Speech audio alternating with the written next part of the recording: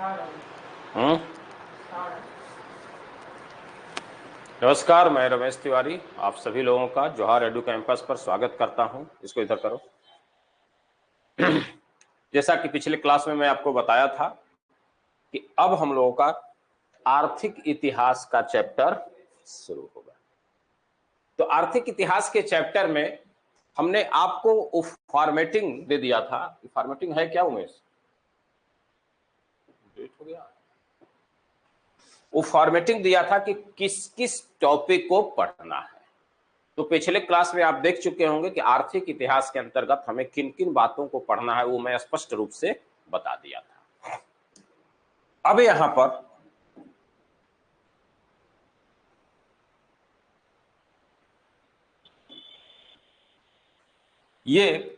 हमने ये भी बताया था, जो पहला टॉपिक था वो था कि भारत में ब्रिटिश आर्थिक नीतियों के विभिन्न चरण, उसी का हम यहां पर थोड़ा सा उल्लेख करेंगे ताकि उसको समझ लेंगे जब आप, तो निश्चित रूप से आपका जो आर्थिक नीति है अंग्रेजों की, वो स्टेप बाय स्टेप समझ में आ जाएगी कि किस टाइम पीरियड में आकर कौन सी नीति अपनाए, फिर अपने आवश्यकता के अनुसार किस टाइम पीरियड में आकर कौन सी नीति अपनाए थे। ठीक इस तरह से इनको हम देखते हैं। तो सबसे पहले था हम लोगों का कि तीन नीतियां, तीन चरण, ब्रिटिश आर्थिक नीति के तीन चरण।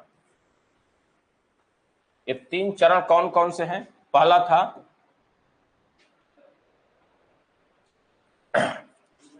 ब्रिटिश व्यापारिक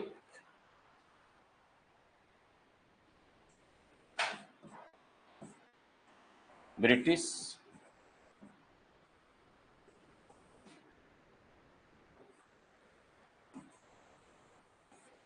व्यापारिक चरण, व्यापारिक पूंजीवाद का चरण इसको ये भी कहा जाता है।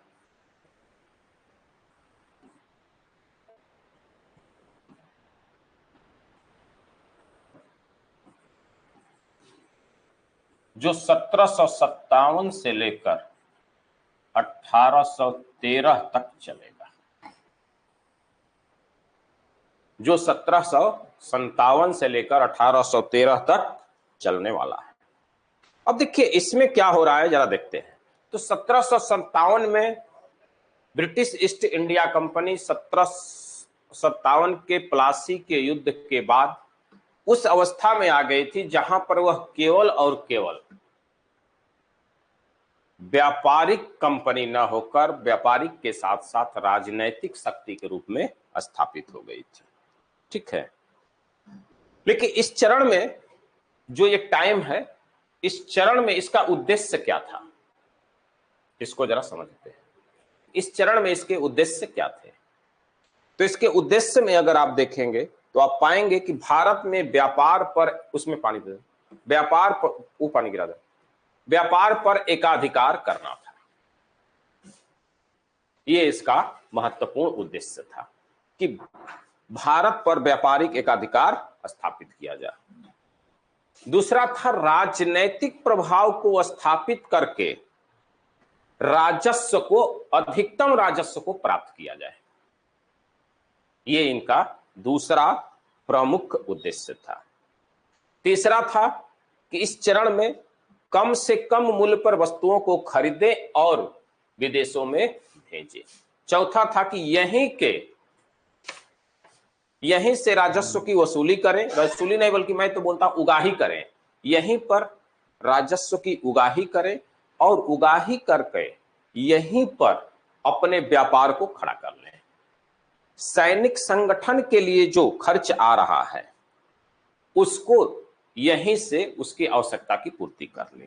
तो इस तरह से ये इन लोगों का व्यापारिक चरण जो है, इसमें ये उद्देश्य था और ये काफी इनके लिए महत्वपूर्ण भी रहा।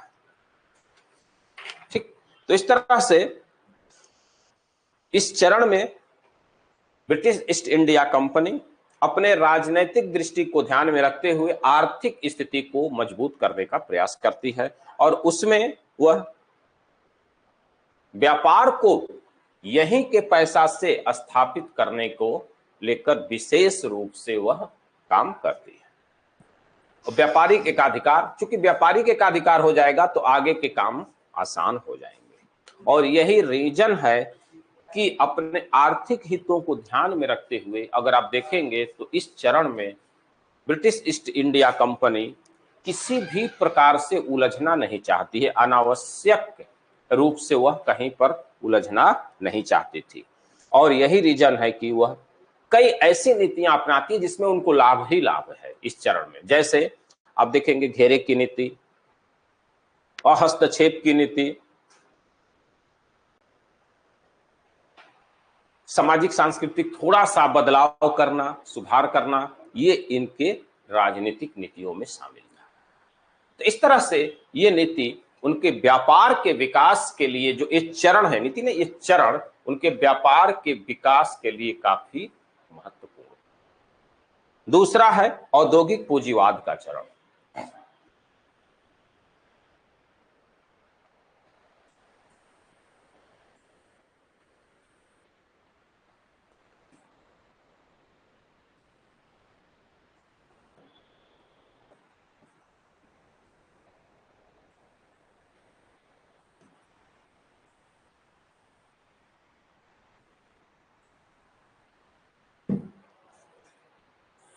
औद्योगिक पूंजीवाद का चरण, यह चरण 1813 से 1860 तक चलता है।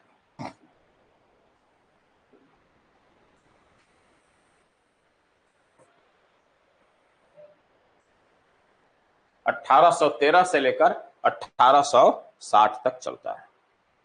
ये वो चरण है भारत में ब्रिटिश आर्थिक नीति के लिए जो यहां के आवश्यकताओं से तो निर्देशित हो ही रहा है। क्योंकि भारत में उपनिवेश है तो स्वाभाविक बात है यहां पर तो होगा ही होगा, लेकिन इसके साथ ही साथ आप देखेंगे इंग्लैंड में हुई औद्योगिक क्रांति की आवश्यकताओं से भी यह निर्धारित हो रहा है चरण, यह निर्देशित हो रहा है। और औद्योगिक क्रांति को ध्यान में रखकर बड़े पैमाने पर यहां पर उद्योग की स्थापना की जाती है, औद्योगिक आवश्यकताओं के अनुसार कृषि में सुधार किया जाता है, कारखाना स्थापित किए जाते हैं और बड़े स्तर पर बाजार को क्रिएट किया जाता है। क्योंकि औद्योगिक क्रांति के बाद इंग्लैंड में बड़े स्तर पर उत्पादन हुए और उस उत्पादन को करना महत्वपूर्ण नहीं था। क्योंकि आप व्यापार का नियम जानते होंगे, व्यापार करके, उत्पादन करके चीजों को बेचना काफी महत्वपूर्ण होता है, यह सबसे महत्वपूर्ण इशू होता है। इस तरह से ये यहां पर इस दौर में 1813 से 1860 के बीच में आप देखेंगे तो आपको औद्योगिक पूंजीवाद की तरफ दिखाई देता है, औद्योगिक विकास होता है। और इसमें आप देखेंगे 1813 के एक्ट में व्यापार को, यूरोपियों को आकर भारत में प्लांटेशन करने या व्यापार करने की छूट मिल जाती है। कंपनी का व्यापारिक एकाधिकार समाप्त कर दिया जाता है, सिर्फ चाय और चीन पे कंपनी का अधिकार बना रहता है। 1833 के एक्ट में वो भी समाप्त कर दिया जाता है, यानी कंपनी के व्यापारिक अधिकार को, कंपनी को, भारत के बाजार को खोल दिया जाता है और भारत सबके लिए, भारत सभी लोगों के लिए, सभी व्यापारियों के लिए खोल दिया जाता है भारत का बाजार। क्योंकि केवल कंपनी भारत में बेचेगी तो कितना बेचेगी, तो सभी व्यापारी आएंगे। इस तरह से यहां पर होता है। भारतीय क्षेत्रों पर प्रत्यक्ष नियंत्रण स्थापित करने का राजनीतिक रूप से प्रयास किया जाता है। कहा जाता है कि डलहौजी की जो हड़प की नीति है वो कहीं ना कहीं औद्योगिक क्रांति से प्रभावित थी, क्योंकि उसको प्रत्यक्ष नियंत्रण करना था बड़े स्तर पर, बड़े क्षेत्रों पर, ताकि उन क्षेत्रों पर हमारा प्रत्यक्ष रूप से, उन क्षेत्रों की मार्केट पर हमारा प्रत्यक्ष रूप से नियंत्रण स्थापित रहे। ठीक, तो इस तरह से ये यहां पर दिखाई देता है। तो उनकी राजनीतिक गतिविधियां उस औद्योगिक पूंजीवाद से प्रेरित थी। और ये चरण हमें 1813 से लेकर 1860 के बीच में दिखाई देती है। अगर आप उनके नीतियों में देखेंगे तो इसी समय में 1854 में चार्ल्स वुड डिस्पैच एक्ट आता है। आधुनिक शिक्षा का विकास किया जाता है, वहीं से नींव पड़ती है आधुनिक शिक्षा के विकास का। आधुनिक शिक्षा का विकास कहीं ना कहीं उनके आर्थिक नीतियों का एक परिणाम था, क्योंकि आर्थिक नीतियों औद्योगिकरण के कारण इतना ज्यादा उत्पादन हो रहा था कि उनको उपभोक्ता बनाना था, और उपभोक्ता वही लोग होते जो ब्रिटिश दृष्टिकोण से, ब्रिटिश विचार से, ब्रिटिश स्वाद से, ब्रिटिश ओपिनियन से प्रभावित होंगे, वही ब्रिटिश माल का उपभोक्ता होंगे। और इस संदर्भ में मैकाले कहता भी है कि हमें ऐसा भारतीय चाहिए जो रंग से और अपने जन्म से भारतीय हो, लेकिन स्वाद से, विचार से अंग्रेज हो, अर्थात वह भारतीय जो हमारा उपभोक्ता हो, हमारे वस्तुओं का खरीदार हो, हमारे वस्तुओं का डिमांड करे। ये उनके शिक्षा में भी शामिल था। यही कारण है कि आप अगर ध्यान दें कि क्या कारण है कि 1854 में ही, 1813 के बाद से ही जाकर आधुनिक शिक्षा के विकास के लिए कुछ कार्य होना शुरू होता है। पहली बार 1813 के एक्ट में 1 लाख रुपया आधुनिक शिक्षा के विकास के लिए खर्च करने का प्रावधान किया गया। तब बातों को पूरा लिंक करिए, जोड़िए, तब आपका पूरा समग्र इतिहास एक दिमाग में एकदम अप्रोच में स्थापित हो जाएगा। ये यहां पर होता है। तो ये है औद्योगिक पूंजीवाद का चरण। अब आता है वित्तीय पूंजीवाद का चरण, तीसरा, जो 1860 के बाद से।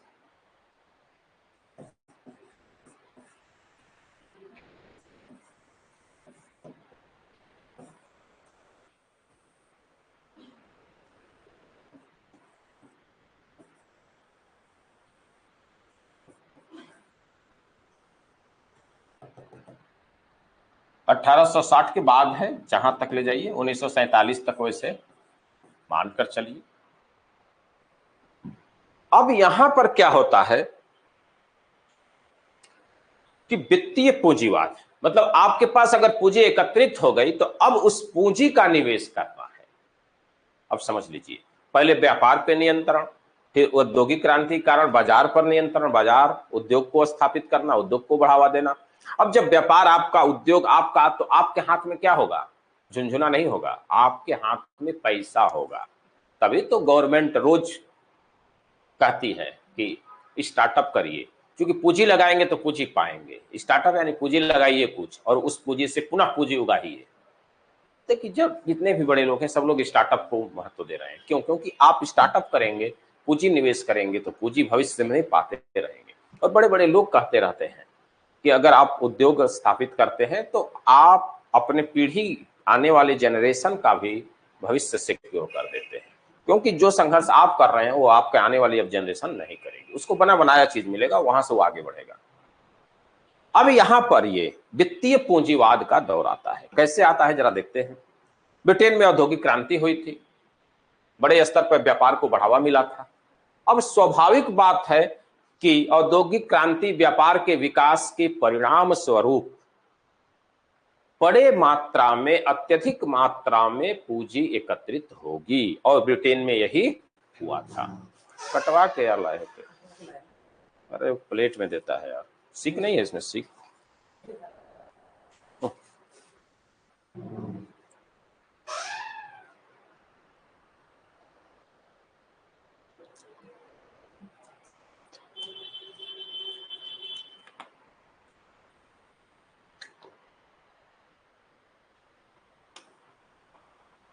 तो इस तरह से यहां पर औद्योगिक क्रांति के परिणाम स्वरूप, व्यापारिक विकास के परिणाम स्वरूप बड़े स्तर पर पूंजी एकत्रित हो गए थे। अब उनको पूंजी निवेश करने की आवश्यकता थी। अब सवाल यह था कि पूंजी कहां पर निवेश किया जाए। यह सबसे बड़ा महत्वपूर्ण समस्या थी कि कहां पे पूंजी निवेश हो। तो ऊपर से ये अंग्रेज थे, पूंजी कहां निवेश करेंगे? जहां पर उनको मुनाफा सुनिश्चित हो, वहीं पर करेंगे। और इस तरह से आप देखेंगे कि इस 1860 के बाद भारत में बड़े स्तर पर वित्तीय पूंजीवाद का हमें उदाहरण दिखाई देता है। रेलवे में पूंजी लगाई जाती है। वित्तीय पूंजीवाद में यह होता है कि एक बार पैसा लगाइए और उसके बाद से वहां से लगातार आपको मुनाफा मिलता रहेगा। बैंक में, नेविगेशन में, रेलवे में बड़े स्तर पर पूंजी लगाए गए, बागान कृषि में, खनन में, इन सब में बड़े स्तर पर पूंजी लगाए जाते हैं, ठीक है। और इनसे बड़े स्तर पर अंग्रेज लाभ कमाए। तो ये वो सेक्टर थे जहां से वो पूंजी लगाए और बड़े स्तर पर उनसे वहां से लाभ होता रहा। ये है वित्तीय पूंजीवाद का चरण। ये 3 चरण है।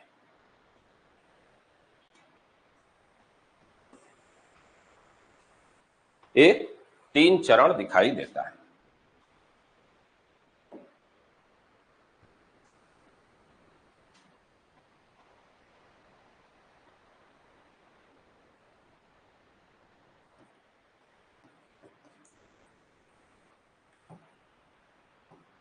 अब है भू राजस्व नीतियां, अंग्रेजों की भू राजस्व नीतियां। अगला टॉपिक हमें ये पढ़ना, ये आपके सिलेबस का हिस्सा है। अभी तक जो पिछला अभी पॉइंट पढ़े हम लोग, उस पॉइंट में ये था कि आपकी समझ शक्ति वो विकसित करेगा।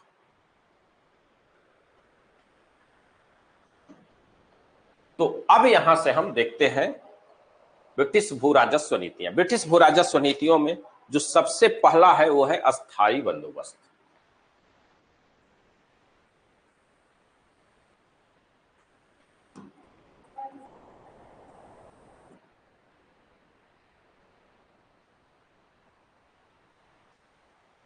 अस्थाई बंदोबस्त, जरा इसको देखते हैं कि इसको कैसे पढ़ेंगे। तो जैसा आप जानते हैं नियम ही यही है, पहले हम लोग सिनेप्सिस से पढ़ेंगे, पहले सिनेप्सिस फॉर्मेटिंग बनाएंगे, फिर उसकी व्याख्या करेंगे।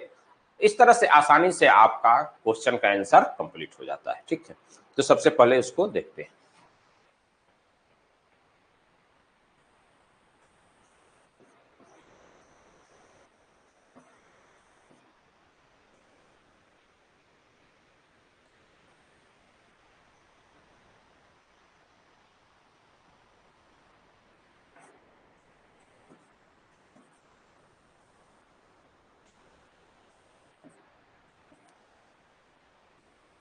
जो प्रावधान है वही इसकी विशेषता है।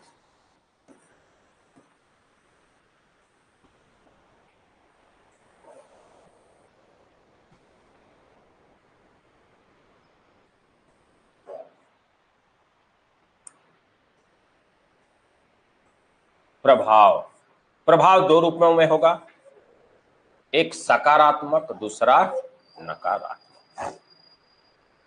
इस तरह से इसको अब ये समझ लीजिए। भू राजस्व नीतियों में जो सबसे पहला है वो अस्थाई बंदोबस्त।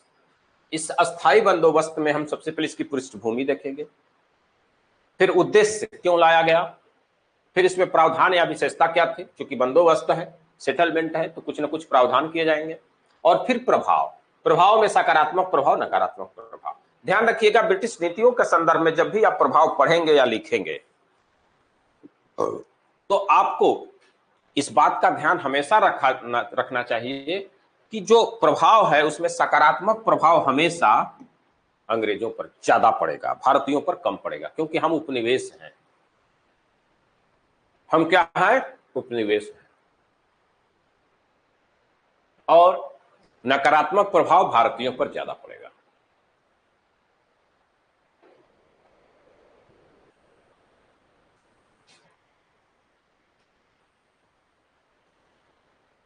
अब यहां से पहला बिंदु लेते हैं, पृष्ठभूमि। तो जरा पृष्ठभूमि को इसके समझिए। जब भारत में ब्रिटिश उपनिवेश की स्थापना हो रही थी, तो जब उपनिवेश की स्थापना के ये प्रारंभिक कदम में थे, तो इनको सबसे ज्यादा किस चीज की जरूरत होगी, धन की आवश्यकता थी। धन क्यों, धन कम से कम 2 चीजों के लिए। एक तो सैनिक आवश्यकताओं की पूर्ति के लिए, सैनिकों के सामान की खरीद बिक्री के लिए, उनके वेतन देने के लिए, उनको संगठित करने के लिए धन की आवश्यकता थी। और व्यापार को अपने पक्ष में करने के लिए। अभी तक ये क्या थे, बुलियन का प्रवाह होता था, वहां से सोना चांदी लाते थे, यहां पर व्यापार करते थे, यहां से सामान ले जाते थे और यहां पर सोना चांदी देते थे। इस तरह से अंग्रेज परेशान थे सोना चांदी को लेकर, बुलियन कहते हैं। तो इस तरह से ये दो बातें उनके लिए अति आवश्यक थी कि इन्हीं बातों को ध्यान में रखकर कुछ ऐसा किया जाए जिससे हमें यहीं पर राजस्व की प्राप्ति हो। क्योंकि उस दौर में 18वीं शताब्दी में भारत में कोई जीएसटी, कोई कारपोरेट टैक्स तो लगता नहीं था, कुछ ऐसी हमारे यहाँ व्यवस्था ही नहीं थी, कुछ ऐसा हमारे यहाँ डेवलपमेंट ही नहीं था। तो मध्यकाल से लेकर, प्राचीन काल मध्यकाल से लेकर 18वीं 19वीं शताब्दी तक हमारे यहाँ राजस्व की आय का प्रमुख स्रोत भू राजस्व हुआ करता था। और अंग्रेजों का जो ध्यान गया वो अपने आमदनी के स्रोत के रूप में सबसे पहले भू राजस्व पर गया। अब यहां पर यह समस्या थी कि भू राजस्व में हम तो वसूली कर लेंगे, वसूली भू राजस्व से आमदनी तो होगी, लेकिन भू राजस्व वसूला कैसे जाए? सबसे गंभीर समस्या यहां पर यही थी कि चलिए ठीक है, एक निर्णय तो हो गया अंग्रेजों के दिमाग में कि भू राजस्व आमदनी का अच्छा स्रोत है और यही एकमात्र स्रोत है जहां से हमें आमदनी होगा। लेकिन यह समस्या थी कि भू राजस्व किससे वसूला जाए, किसके माध्यम से वसूला जाए? समस्या यहां पे गंभीर थी। समस्या यह थी कि समझौता किससे किया जाए। सिंपल शब्दों में कहें तो क्या अंग्रेजों सॉरी जमींदारों से वसूला जाए, किसानों से वसूला जाए, या सरकार प्रत्यक्ष रूप से वसूल करे किसानों से? इस तरह से एक उनके समक्ष बहुत गंभीर समस्या था। दूसरा था कि भू राजस्व की राशि क्या हो। तो गंभीर समस्याओं में से पहली समस्या थी कि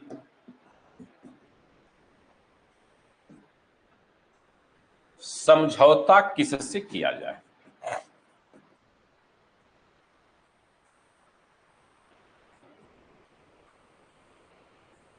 समझौता किससे किया जाए। दूसरी जो समस्या थी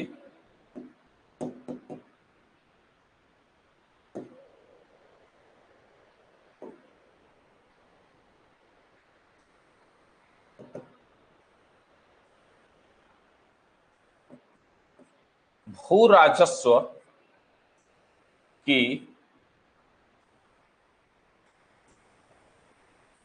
राशि क्या हो, कितना वसूल किया जाए। ये और भी गंभीर समस्या थी कि भू राजस्व की राशि क्या हो, कितना वसूल किया जाए। इन्हीं सब बातों की ये गंभीर समस्या बनी हुई थी।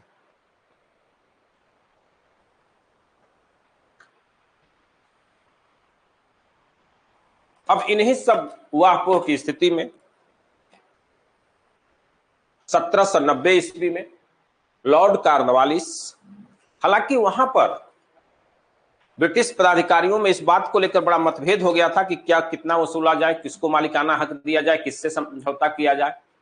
तो इसमें एक विद्वान था जॉन सोर, उसका मानना था कि जमींदारों को जमीन का मालिकाना हक देकर उन्हीं से समझौता कर लिया जाए। इस बात से कॉर्नवालिस भी सहमत था, क्योंकि कॉर्नवालिस स्वयं एक इंग्लैंड में जमींदार परिवार से बिलोंग करता था, तो उसकी भी सहानुभूति जमींदारों के प्रति थी। ठीक, तो कॉर्नवालिस भी जॉन सोर के विचारों से सहमत था और इस तरह से कॉर्नवालिस 1790 में एक बंदोबस्त व्यवस्था लेकर आता है, जिसको 1793 में अस्थायी रूप से लागू कर देता है। और इस व्यवस्था में जमीन का मालिकाना हक जमींदारों को दे दिया जाता है, अर्थात समझौता जमींदारों के साथ किया गया। इस तरह से जमींदारों के साथ किया जाता है, इसी कारण इसे अस्थायी बंदोबस्त को जमींदारी व्यवस्था भी कहा जाता है।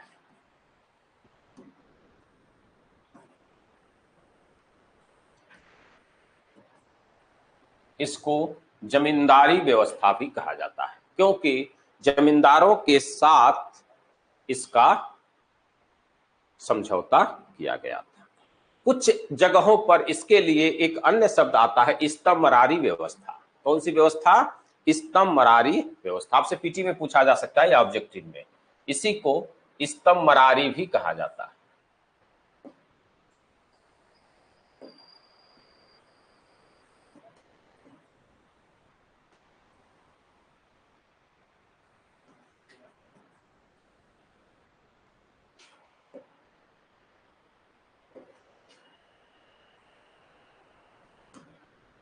ठीक है, तो इस तरह से ये यहां पर होता है। ये इसकी पृष्ठभूमि। अब यहां पर सवाल यह है कि उद्देश्य क्या था? पृष्ठभूमि तो है, उद्देश्य क्या था? तो पहला उद्देश्य है भू राजस्व की अधिकतम राशि अस्थायी रूप से प्राप्त करना। तो अगला पॉइंट हम देखते हैं, उद्देश्य।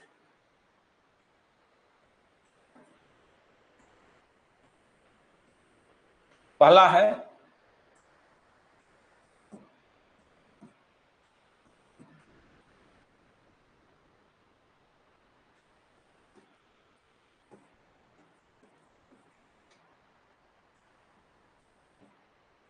भू राजस्व की अधिकतम राशि अस्थायी रूप से प्राप्त करना।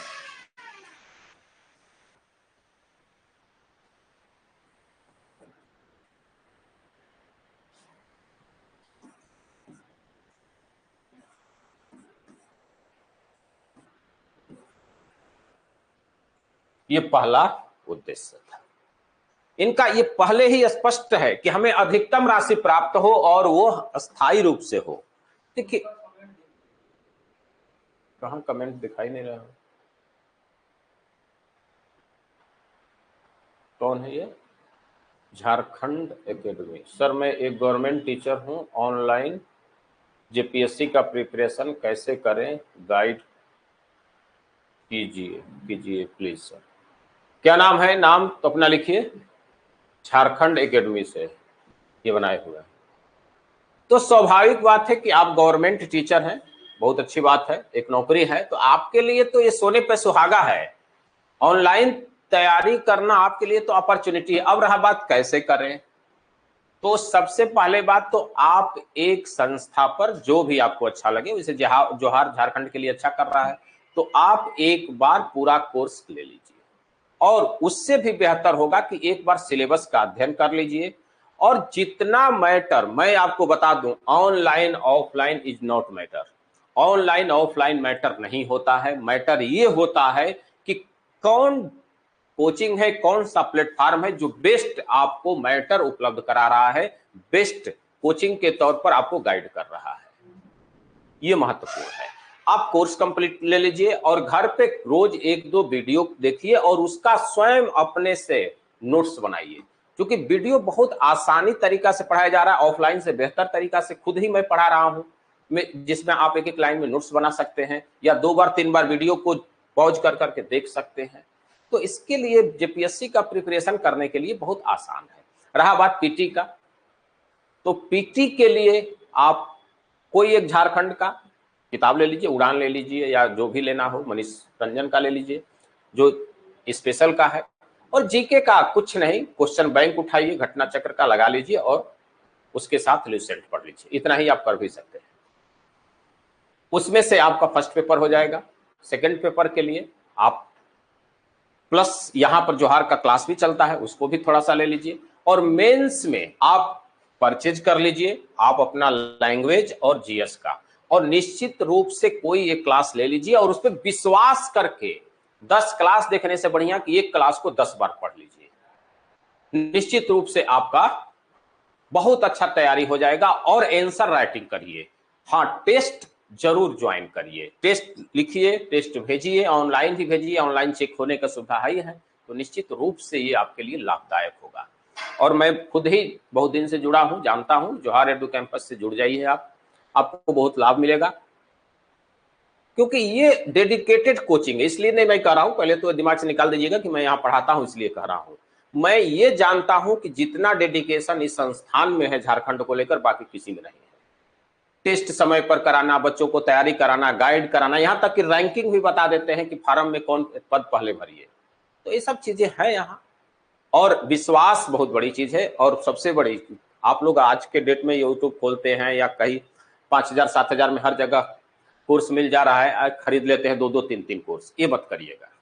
एक कोर्स को 5 बार पढ़ लीजिए। एक कोई संस्थान का, कोई भी घटिया से घटिया संस्थान का कोर्स खरीद लीजिए और उसको 5 बार पढ़ लीजिए, आपका सिलेक्शन हो जाएगा। बशर्ते 5 जगह दौड़ेंगे, कंफ्यूजन होगा, भ्रम में रहेंगे और कभी नहीं सिलेक्शन होगा। इसलिए, और बाकी कोई विशेष डाउट हो तो नंबर है, नंबर नहीं दिया हूं, उस पर संपर्क कर लीजिएगा। ठीक है, अब आते हैं यहां। तो इनका उद्देश्य था भू राजस्व की अधिकतम राशि अस्थायी रूप से प्राप्त करना। ये पहला इनका महत्वपूर्ण उद्देश्य था। दूसरा था भारत में एक समर्थक वर्ग तैयार करना।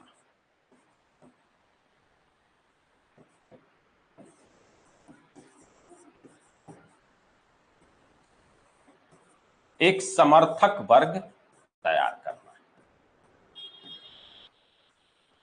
देखिए, जहां अंग्रेजों की सबसे बड़ी पॉलिसी थी, उसमें एक ये भी शामिल था उद्देश्यों में, कि हम एक भारत में ऐसे वर्ग को तैयार कर दें जो हमारा सहयोगी हो। जब भी कोई विपरीत परिस्थिति आए तो वह वर्ग हमारे लिए खड़ा रहे।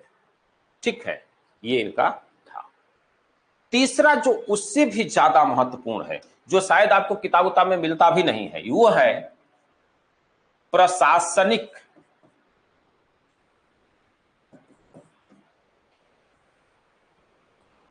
कठिनाइयों से बचना। ये महत्वपूर्ण है। सबसे बड़ी बात यह है कि प्रशासनिक कठिनाइयों से कैसे बचा जाए, ये जरा विशेष रूप से समझिए।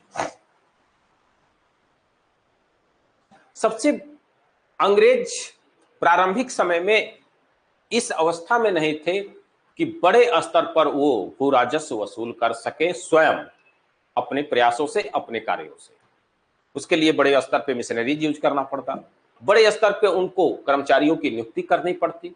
जो स्वाभाविक बात है, कर्मचारी की नियुक्ति करेंगे तो उनको वेतन भी देंगे। उनके आय का एक बड़ा हिस्सा, अगर भू राजस्व वसूलते तो उसका एक बड़ा हिस्सा स्वयं राजस्व के वेतन के रूप में चला जाता। प्लस लैंग्वेज प्रॉब्लम होता, अंग्रेज और भारतीय किसानों के बीच में यह भी एक समस्या होती।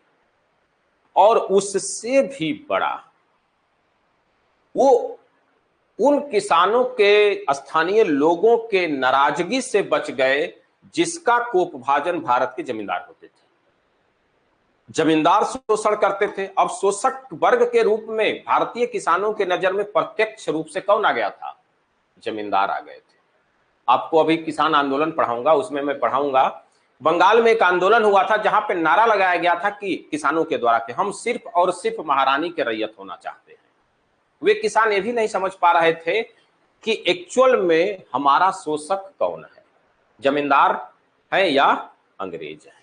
इस तरह से भारतीय जनता की जो नाराजगी थी इस अधिकतम शोषण का, उससे भी वो बचे रहे। एक तरफ तो ये फायदा हुआ, दूसरी तरफ अगर ये अंग्रेज भू राजस्व के वसूली में अपनी मशीनरीज लगाते तो उन जितने भी पदाधिकारी को लगाते, वो सारे पदाधिकारी वहां न लगाकर अब दूसरे शासन प्रशासन के क्षेत्रों में लगा दिए, जिससे उनको लाभ मिला। और यहां पर सारा का सारा जिम्मेदारी वसूल करने का जमींदारों को दे दी। तो प्रशासनिक कठिनाइयों से बचना इनका सबसे बड़ा उद्देश्य था। और वहां ऐसे था कि एक है ना, एक कहावत है हिंदी में कि हर लगे न फिक्री काम चोखा। मतलब आपका कुछ नहीं यूज हुआ, न समय, न श्रम, न पैसा, और आपका काम एकदम चोखा, यानी कि बहुत बेस्ट हो गया। ये था जमींदारी व्यवस्था। अंग्रेजों का ये उद्देश्य था कि हम किसी भी प्रकार से हम इसमें कोई न पैसा लगाएं, न समय लगाएं, न अपने मशीनरीज का यूज करें, और हमें अधिकतम लाभ प्राप्त हो, ये इनका उद्देश्य था। एक उद्देश्य भी था बुलियन के प्रवाह को रोकना।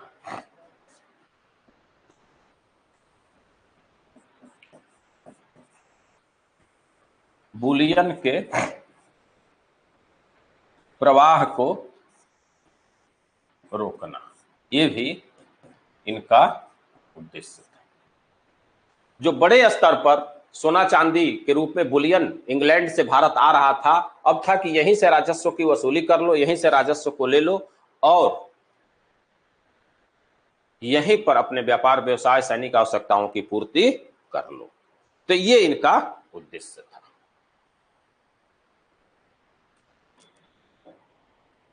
अब है कि प्रावधान या विशेषता।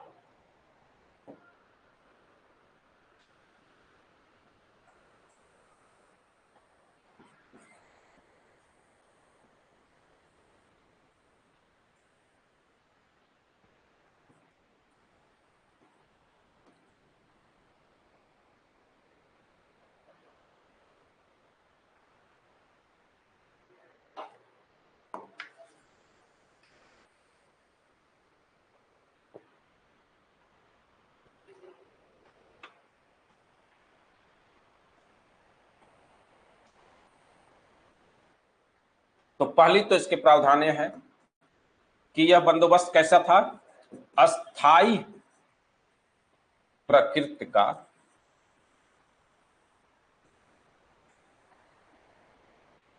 यह बंदोबस्त था। पहला बात यह था अस्थाई। दूसरा, जमींदारों को जमीन का मालिकाना हक दे दिया गया।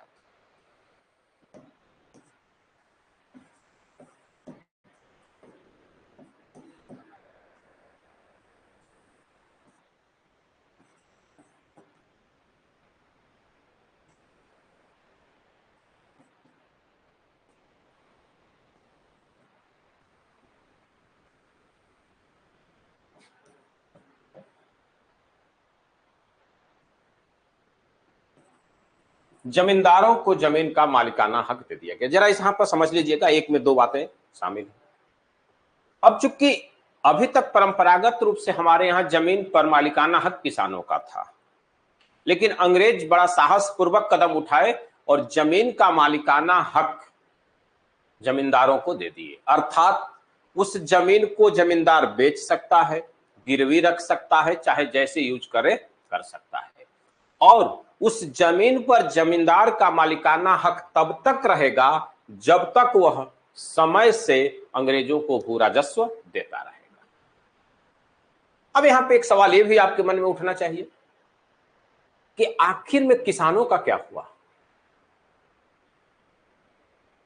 तो किसान क्या हो गए, अपने ही जमीन पर, अपने ही पुश्तैनी जमीन पर, यह कहा जाना चाहिए, किराएदार हो गए, जमींदारों के रहमो करम पर आश्रित हो गए। बेचारे जमींदारों की ये स्थिति, सॉरी किसानों की ये स्थिति हो गई। बैठे बैठाए वो अपने ही जमीन पर बेदखल हो गए और उस जमीन पर अब वो भाड़ेदार हो गए, किराएदार हो गए। ये यहां पर स्थिति उत्पन्न हो गई। केवल वो कृषि कर सकते थे, वो भी जमींदार के रहमो करम पर। ठीक, तो ये यहां पर हुआ। जमींदार यहां पर मध्यस्थ वर्ग कर उभरा।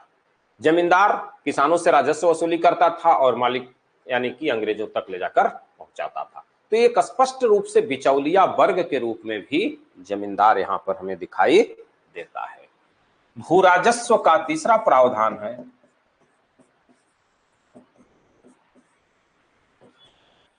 भू राजस्व का 89% अंग्रेज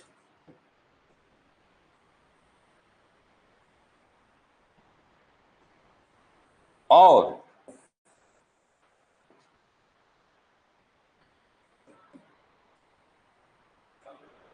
11% भारतीय जमींदार लेंगे। अब बताइए, 89% अंग्रेज बाबा, जरा इधर ध्यान से देखिए, अंग्रेज 89%, भारतीय जमींदार 11%। यानी कि दो लोगों का तो स्पष्ट डिफाइन है यहाँ पे अधिकार और राजस्व में से हिस्सा। लेकिन किसान किधर है? अन्नदाता ही नहीं समझ में आ रहे हैं ये अंग्रेजों की नीति में। कहां है कहां? तो इनके रहमो करम पर हैं। ये चाहे जितना दे दें। और आप बताइए, एक तो जमींदार, ऊपर से झारखंड की एक पुस्तक है, उपन्यास है, उसमें अजगर, उसमें 3 अजगर बताया गया है। एक जमींदार है, दूसरा दरोगा है, तीसरा पुजारी है। तो ये अजगर टाइप के लोग हैं, ये क्यों किसानों का भला करेंगे? और आप देखिए कि 89% अंग्रेज ले रहा है, तो बच क्या रहा है? 11%। इस 11% में क्या किसानों को जमींदार देगा, क्या अपना खर्च चलाएगा? जबकि जमींदारों का शोषण करना एक नेचर होता है। अब आप बताइए, क्या भारत के लोग, क्या भारत का किसान, ग्रामीण लोग क्या जीवन जीते होंगे, क्या बचाते होंगे, क्या अपना पर्व त्योहार मनाते होंगे, क्या शादी विवाह क्रियाक्रम करते होंगे? आप समझ लीजिए, एक बार उससे कल्पना करिए कि क्या स्थिति रही होगी उस दौर में। ये हालात हो गए थे। बड़ा अच्छा एक लाइन है कि ऊपर ऊपर सब धन चूसे, नीचे नीचे सब धन पूसे।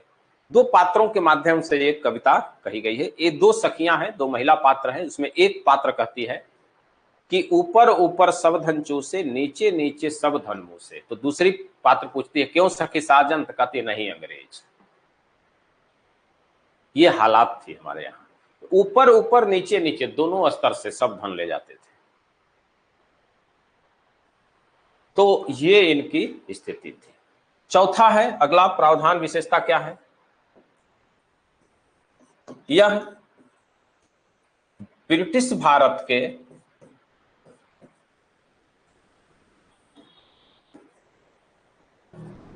ब्रिटिश भारत के 19% क्षेत्र पर लागू था। 19% क्षेत्रों पर लागू था, जिसमें बिहार, बंगाल, उड़ीसा एवं उत्तर प्रदेश का गाजीपुर का कुछ क्षेत्र आता था। 19% क्षेत्रों पर यह लागू था। इसमें सूर्यास्त का कानून लाया गया था। 5वां है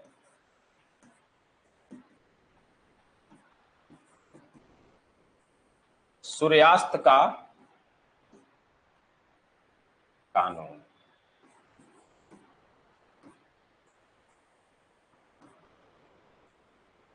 लाया। क्या है, जरा इसको समझिए। अंग्रेजों के विषय में ऐसे थोड़ा कहा जाता है कि ये बहुत ही बड़े शोषक थे। ये आलम था कि अंग्रेज जमींदारों को भी एक आतंकवादी माहौल में, टायरेंट इन्वायरमेंट में रखते थे। उनके ऊपर एक बहुत ही बोझ देने वाला नियम थोप दिया गया था, जिसका नाम था सूर्यास्त का कानून। यह था कि एक डेडलाइन फिक्स कर दी जाती थी कि फला दिन के फला तारीख को सूर्य को डूबने से पहले आपको भू राजस्व दे देना है, नहीं तो आपकी जमींदारी नीलाम कर दी जाएगी। अब आप खुद सोच लीजिए कितना बड़ा बर्डन था। अगर आप एक किस्त पे एक छोटी सी मोटरसाइकिल लेते हैं, स्कूटी लेते हैं और गाड़ी खींच जाती है, तो मोहल्ला में आप शर्म से निकलते नहीं हैं, मुंह दिखाने लायक नहीं बचते कि इनकी गाड़ी खींच गई। एक 4 चक्का कोई छोटी सी कार ले लेते हैं, अगर गाड़ी खींच जाती है तो आपको ये इतना शर्म आता है कि आप मुंह दिखाने के लायक नहीं बचते हैं। और यहां तो जमींदारी ही आपकी नीलाम हो रही है, तो उन किसानों को क्या बीतता होगा। और मैं ये भी आपको यहां पर एक बात स्पष्ट कर दूं कि 100 नहीं, लेकिन कम से कम 25 से 30% वैसे भी कि जमींदार थे, भारतीय जमींदार प्रारंभिक समय में, जो किसानों के हितैषी थे, जो किसानों को अपनी प्रजा समझते थे, किसानों के सुख दुख में शामिल रहते थे। यही कारण है कि वो बहुत बेरहमी से इन किसानों से राजस्व की वसूली नहीं करते थे, क्योंकि उनके सुख दुख को वो जमींदार समझता था, जानता था कि इसके घर में दुख हो गया है, फसल बर्बाद हो गई है, हम कैसे वसूल करें। और उन्हीं बेचारे के जमींदारों की जमींदारी नीलाम हो जाती थी। इस तरह से एक सूर्यास्त का कानून लाया गया था, जिसके अंतर्गत अगर समय पर पैसा पेमेंट नहीं किया जाता था, राजस्व नहीं दिया जाता था, तो इनकी जमींदारी नीलाम हो जाती थी। इस तरह से ये इसमें प्रावधान किया गया था। ठीक, ये भी एक महत्वपूर्ण बात है।